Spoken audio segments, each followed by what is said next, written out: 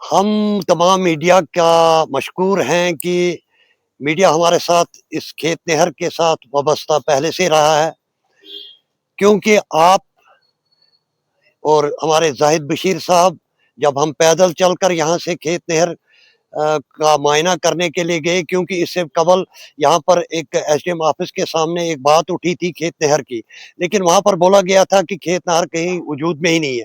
इसके बाद आप और हम लोग सारे पीस एंड वेलफेयर कमेटी जो है वो मिलकर ऑन स्पॉट गई और इसका मुआयना किया।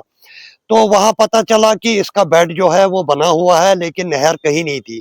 तो कुछ पैसों का इसमें ज़िक्र हुआ कि कोई ये लोग कहते थे कि करोड़ों के हिसाब से खर्च किया गया है, या इसका इसी सेक्शन जो है वो करोड़ों के हिसाब से थी। तो हमने मुनासिब समझा कि हमने जो है डिपार्टमेंट से आरटीआई के ज़रिए से हमने इसकी जो है तफ़सीलात माँगी। तो हमें पता चला कि साढ़े 15 करोड़ रुपए जो है इस पर जो है सैंक्शन हुए थे। इस ज़िम्न में हमने इसके 2 डिवीज़न थे, एक सब डिवीज़न दरमाड़ी था, एक सब डिवीज़न गूल ये सब डिवीज़न रामबन में, ये 2 हिस्सों में तक़सीम काम हुआ था। सब डिवीज़न जो हमने पहले आरटीआई जो हमने तलब की वो दरमाड़ी से की, उनका उनका जो हमें जवाब आया वो ये कहना था कि हमने 2.5 करोड़ रुपया जो है वो खेत नहर पर खर्च किया, बाकी जो पैसे हैं वो हमने रामबन में जो है वो ट्रांसफ़र किए हैं। फिर हमने रामबन से भी तफ़सील माँगी, उनका कहना है कि उन्होंने कुछ 5 करोड़ कुछ लाख रुपए जो है वो खर्च किए हैं। इसका मतलब ये है कि हाँ, जो पैसा अभी हमारे पास बकाया इसका रहा था, वो करीबन 9 करोड़ कुछ लाख रुपए जो बचते थे, जो रामबन वालों के पास थे।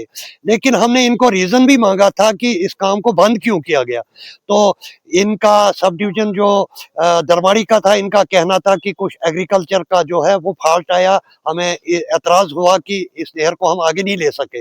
लेकिन जब इसी तरीके का हमने रामबन से माँगा, उनका ये कहना था कि एक सुपरिटेंडेंट इंजीनियर जल शक्ति ने एक मीटिंग बुलाई, मीटिंग बुलाकर जो है इस काम को हमने खुद ही देखा और खुद ही उन्होंने इस काम को जो है वो बंद कर दिया, क्योंकि उनका कहना था कि हमारे पास इतना पैसा पूरा नहीं बनता था, जिस तरीके से इस काम को हम मुकम्मल करते थे। लेकिन हमें ये चीज़ें जो है ये खटकी कि इस तरीके का 2 किस्म का जवाब जो है वो हमें मिला। तो हमें इस जब ये इस चीज़ का हमने पूरा मुकम्मल किया था, तो यहाँ पर हम ज़िक्र करेंगे ऑनरेबल एमएलए सजाद शाहीन साहब का, जिन्होंने ये जानकारी लेकर जो है असेंबली में जो है इस खेत नहर का मसला जो है वो वहाँ उठाया। हमें इस चीज़ से और तसल्ली मिली और हमें यकीन हुआ कि हमारे ऑनरेबल एमएलए साहब जो है इसकी कोशिश करके इसको दोबारा से रिवाइज़ करके इस नहर को फिर से शुरू करवाएँगे। इस बिना पर हमने जो है एक मेमोरेंडम तैयार किया। आज हम बनिहाल गए थे, सब डिवीज़न गूल की अवाम की तरफ से पीस एंड वेलफेयर कमेटी जो है वो वहाँ पर गई। उन्होंने उनको वो जानकारी पूरी मेमोरेंडम और आरटीआई की जो जानकारी जो वहाँ से मिली थी, हमने पूरी तफ़सीलात उनको दी। इस तफ़सीलात देने के बाद हम ये ऑनरेबल एमएलए साहब का बहुत शुक्रगुज़ार हैं। वो पहले से ही कहते थे कि उन्होंने कहा कि मेरा ये जो है, मेरा मौक़ूफ़ ही यही है और मेरा ये इंशाअल्लाह मैं इस चीज़ को नहर को जो है इंशाअल्लाह इसको ज़रूर मैं इसको दोबारा काम लगाकर इसको पाए तकमील तक पहुँचाऊँगा। हम ऑनरेबल एमएलए साहब का बहुत शुक्रगुज़ार हैं। उन्होंने तफ़सील से इस चीज़ को सुना और इसकी कोशिश के लिए पूरी यकीन दहानी दहाई कि हम जो है इस खेत नहर को पूरा करेंगे।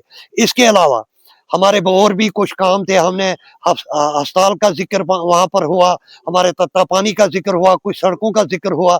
तो ऑनरेबल एमएलए साहब ने बहुत ही संजीदगी के साथ हमारी तफ़सील से सुना और जो उन तक था, उन्होंने कुछ काम जो है वह वहाँ पर ही जो है ऑन स्पॉट किए और जो आगे के लिए उन्होंने बाज़ाब्ता तरीके से जो कंसर्न मुतलका ऑफ़िसरान थे, जिसके तक जो काम कंसर्न था, जैसे अस्पताल का था या सड़कों का था या और दूसरे मुआवज़े का मसला था, उन्होंने कंसर्न अफ़सरों को वहाँ से ही वो मेमोरेंडम जो है हमारे जो यहाँ से दे गए थे, उनको वहाँ पर फ़ोन करके भी उनसे कहा कि इन चीज़ों को जो है मुकम्मल किया जाए।